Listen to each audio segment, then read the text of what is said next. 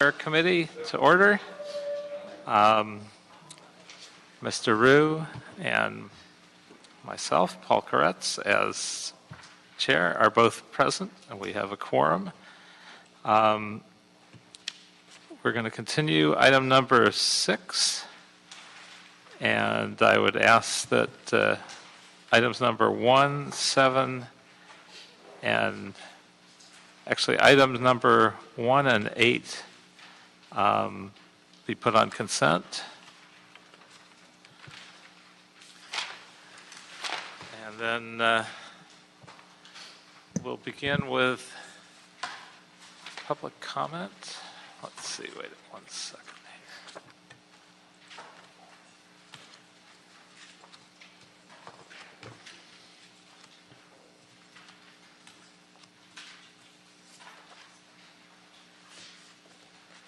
Actually, I don't have a public comment card, but Mr. Spindler, you'll have 2 minutes to comment on items 1 through 9.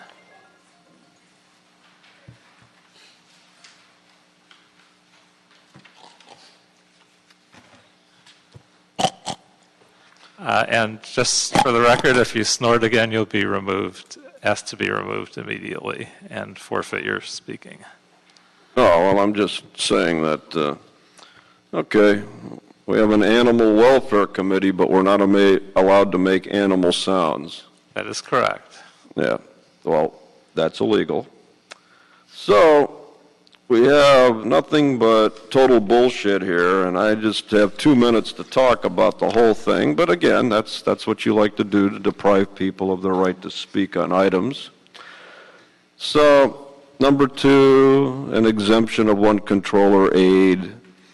Of course, you'll pass it. This is just somebody that knows the mayor, washed his car growing up, so now he's going to get a job, and you're going to slide it past personnel, so we can't find out how much money they're taking on the side. So number 3, Department of Building and Safety is a terrorist organization. Make no mistake about it, the DBS of Los Angeles is absolutely qualified to be labeled a terrorist organization by the United Nations. They do nothing but terrorize homeowners and the community. They should be stopped. There should be an injunction. There should be a class action. But the problem is the people controlling the council do not represent us, the 4 million Angelenos. So an exemption again of one analyst. This is the mayor again getting his friends around ethics disclosures and lawful employment.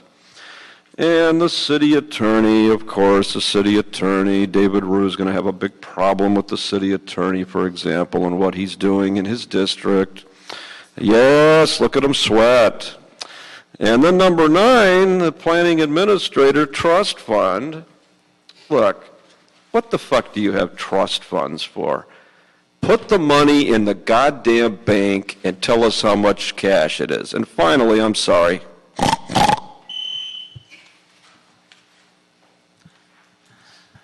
Thank you, Mr. Spindler. Item number 2. Item 2, communication from the mayor relative to the exemption of one controller aide for the Office of the Controller from civil service pursuant to Charter Section 100B4.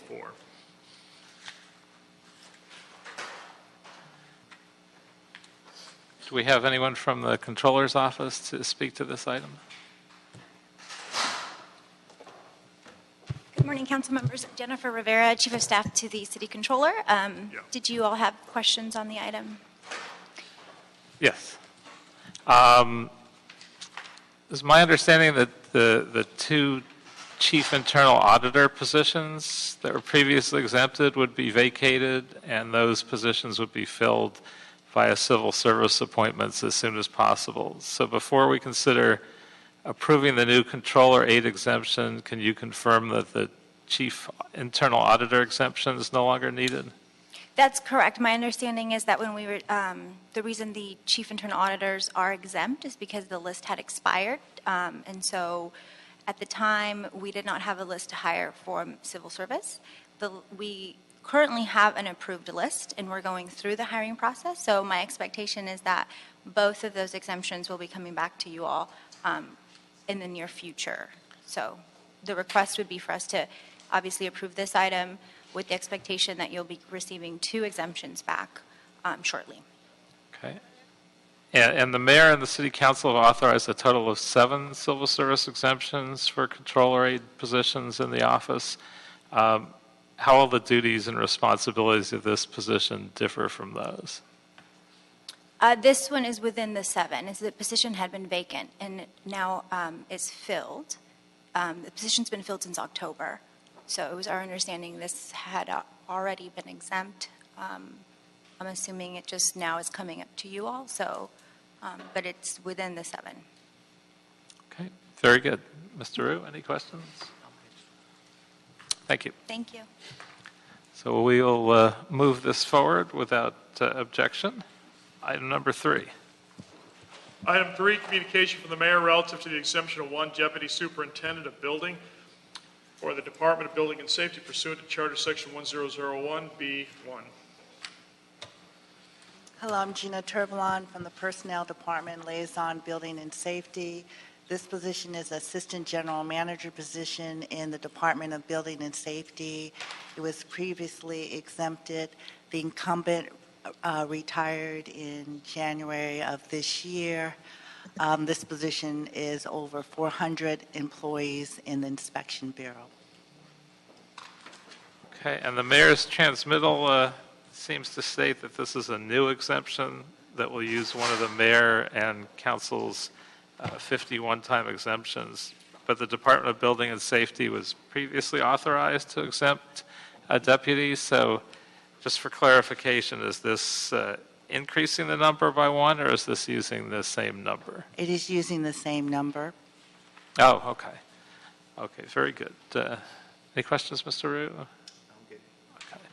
So like the last item, we will concur with the mayor's recommendation to approve that exemption request as well. Thank you. Thank you. Item number 4. Communication from the mayor relative to the exemption of 1 management analyst for the Department on Disability pursuant to Charter Section 1001B4.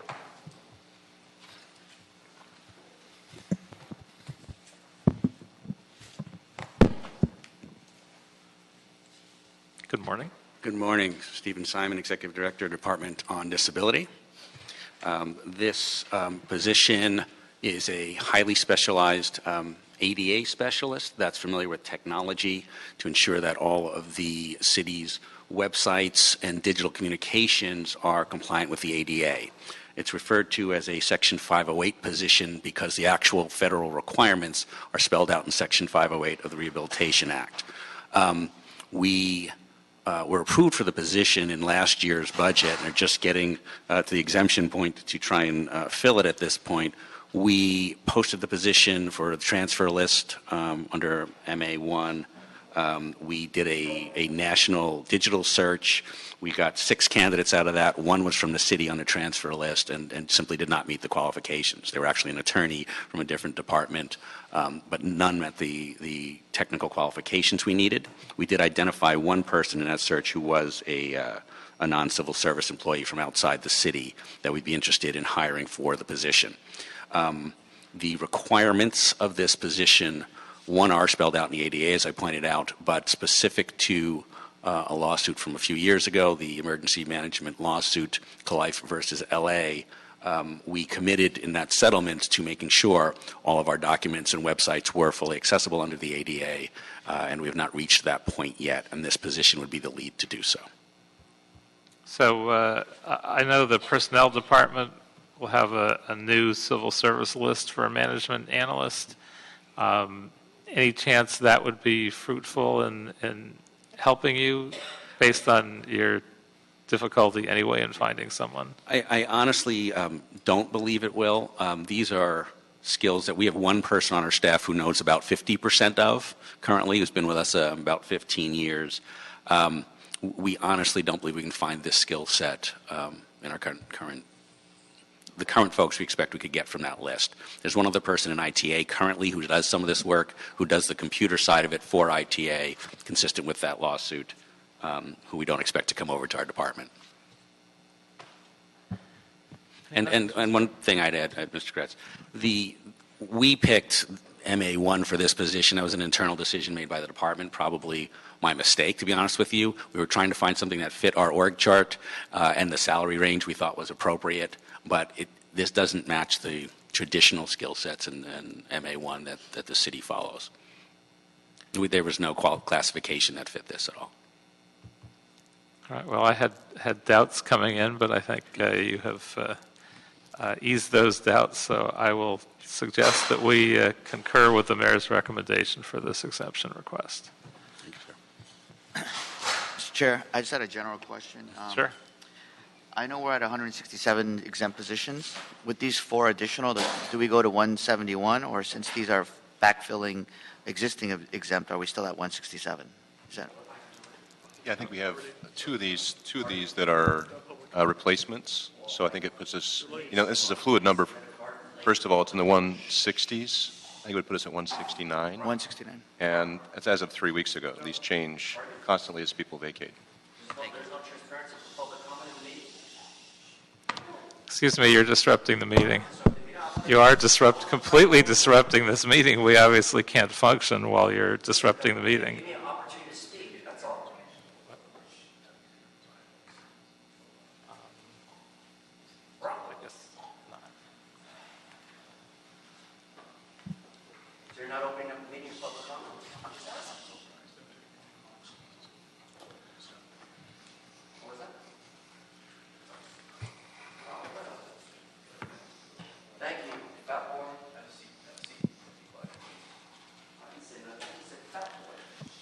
Could you please remove this gentleman from the room? It's because there's no meeting. You don't let me speak. There's no transparency in City Hall. You might show up on time and put in your cards.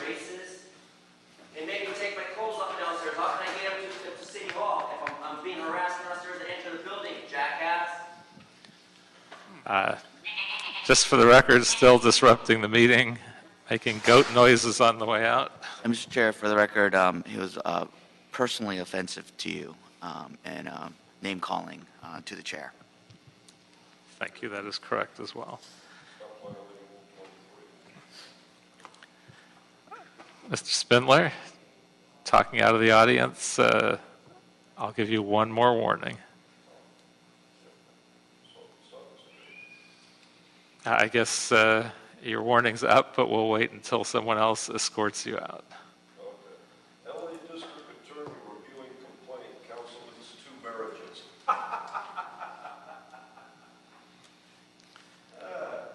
LA Times. Disrupting the meeting, Mr. Spindler, continuing to disrupt the meeting on the way out. LA District Attorney reviewing complaint, counsel leads 2 marriages.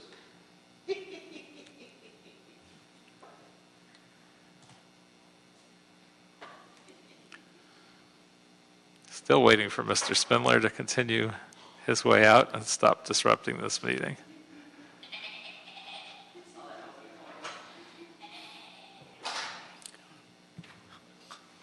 Wow. Please continue. I don't know that I had anything else, sir. They were Oh, done. okay, sorry. I think we're done, yeah.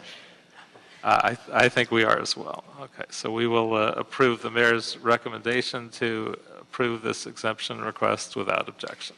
Thanks, sir. Thank you. Item number 5.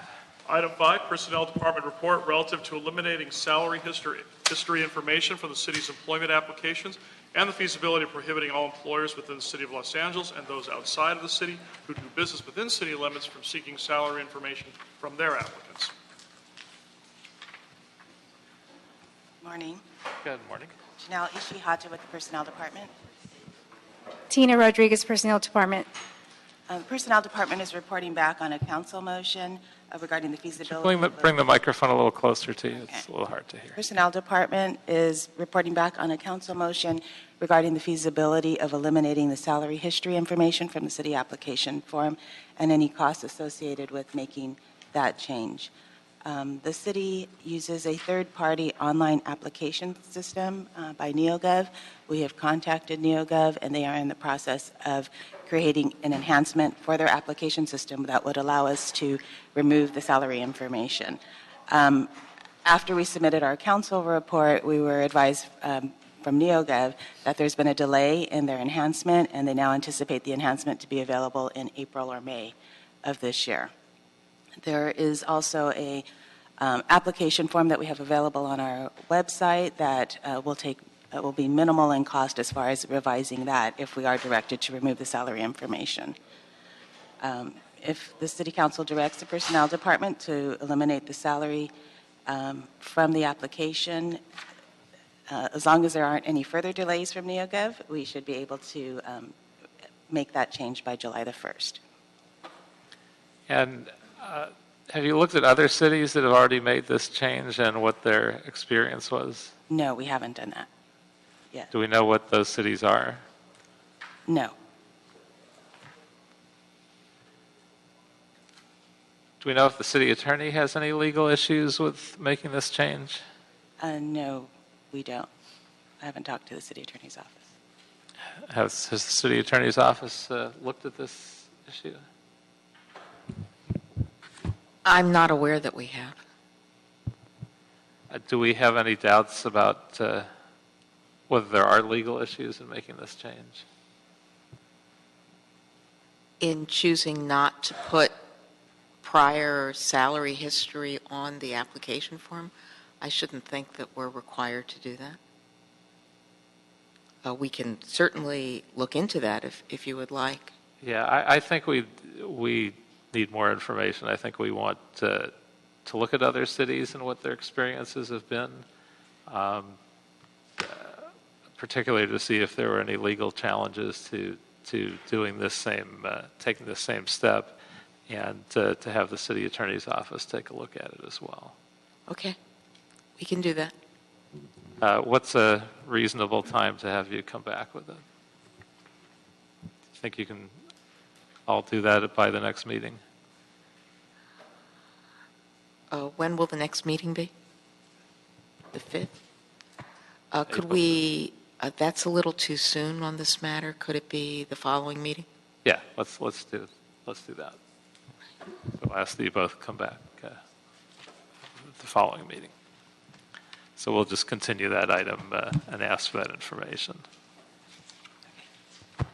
Thank you. Item number 7. Item 7, CAO and City Attorney reports an ordinance relative to amending ordinance number 184251 to provide a salary for the new class of Assistant Manager Airports, class code 7259. Marita Aspen with the CAO's office. Sir, this is a request to establish a salary for a new class of Assistant Airport Manager, which was established by the Civil Service Commission. This is going to be a feeder class to Airport Manager, and we are requesting that the salary be established at range 4960, which is from $151,000 to $159,000. And do we know if WAWA is going to fill this position through civil service, or will they request an exemption? It's my understanding that they are going to establish a civil service list. Very good. And will it be an open exam or promotional only? At this point, I believe it's going to be promotional. Okay. And, okay. Very good. Any other questions, Mr. Rue? No.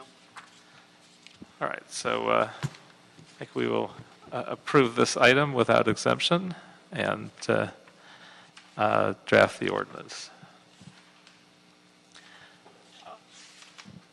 Item number 8. Number 8 was approved on consent, I believe, Mr. Chair?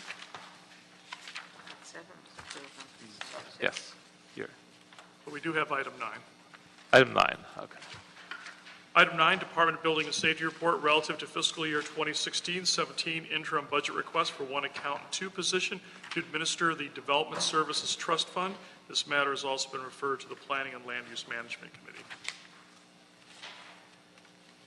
And there's no CAO report on file, so I just wanted to check and see if the CAO has reviewed the requests and if they are in concurrence.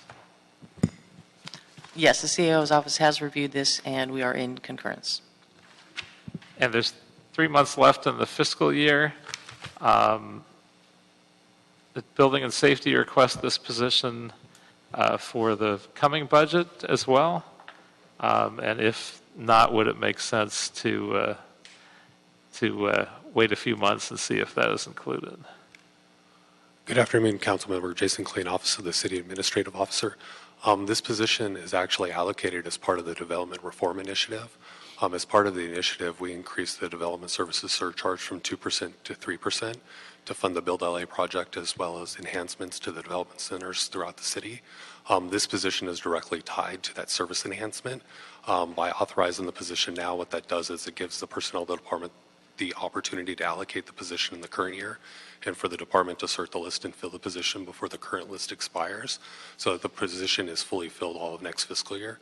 It's 100% special funded, and it's part of that development reform initiative that's already been approved by the Plum Committee.